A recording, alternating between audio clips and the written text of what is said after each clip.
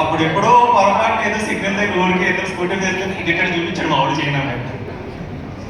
మరి చూపించరా ఏంటి? వచ్చి సిస్టర్ ని తీసుకెళ్ళిపోతాను పెళ్లి చేసుకుంటాను ఏంటి చేస్తారా? ఇంటర్ తీసుకున్నట్టు ఊరికి అట్లా అంతే మొదటి నుంచి చేసినా కూడా మా వాడు ఇక్కడ చూపించండి ఆమె చేయి. సరే టక్కన క్వశ్చన్ వేస్తాను. అంకుల్ సినిమాలో ఎన్ని తీశారు బ్యాక్ నుంచి చెప్పాలి ప్రెసెంట్ దాంతో కలిపి వెంట నుంచి చాలా ఫాస్ట్గా చెప్పాలి.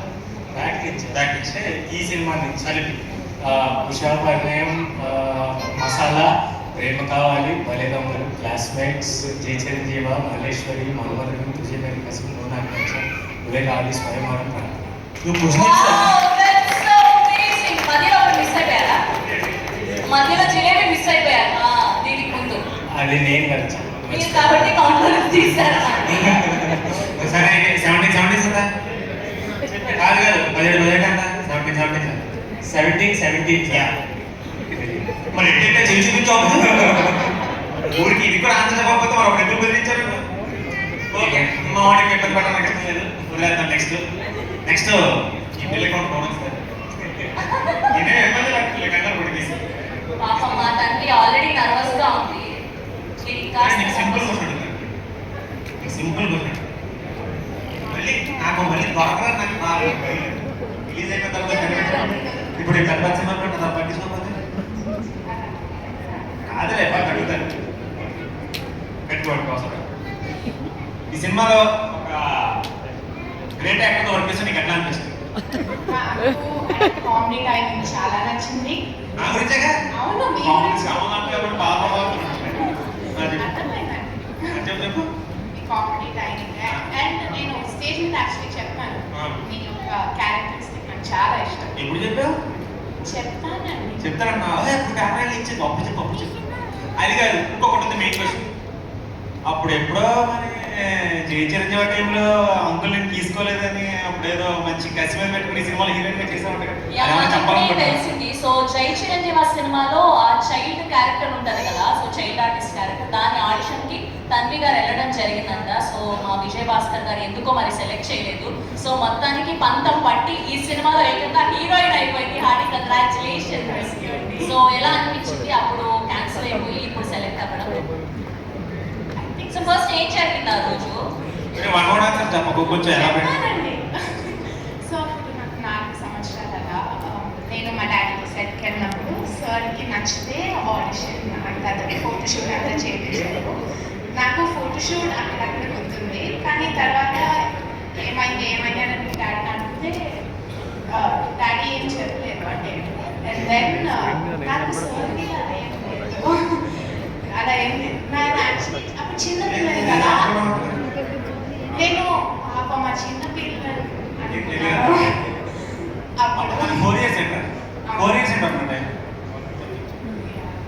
కానీ I think this was meant to be God's plan. I'm grateful for it. That's so lovely. Thank you so much. And మీ క్వశ్చన్స్ అయిపోయాయి. ఏంటి? ఓకే సార్, మీరు అలా వెళ్ళిపోతే కష్టం. మీరు ఒకసారి ఇక్కడ కూర్చుంటే better. Yeah please.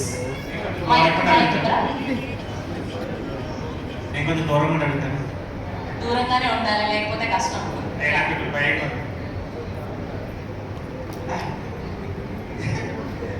Uncle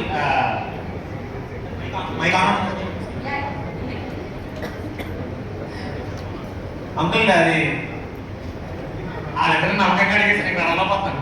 okay అడుగుతాను అంకుల్.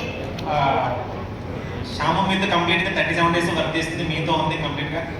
వర్క్ పరంగా మీరు తప్ప మమ్మల్ని కొట్టలేదు, కానీ ఎందుకంటే తను కొంచెం స్ట్రాంగ్గా కమాండింగ్ ఉంటుంది. ఎప్పుడన్నా తన మాట ఎప్పుడైనా మీకన్నా కొంచెం ఎక్కువ అనిపించింది? హై రేంజ్ ఎప్పుడన్నా మీ మీద అట్లాగే ఏమన్నా చేసిందా? రోజు అనిపిస్తుంది. దీని మీద నీ స్పందన ఏంటా? చెప్తున్నానా ఇంటికి చెప్తున్నాను ఇంటికి ఊరికే అడిగాను.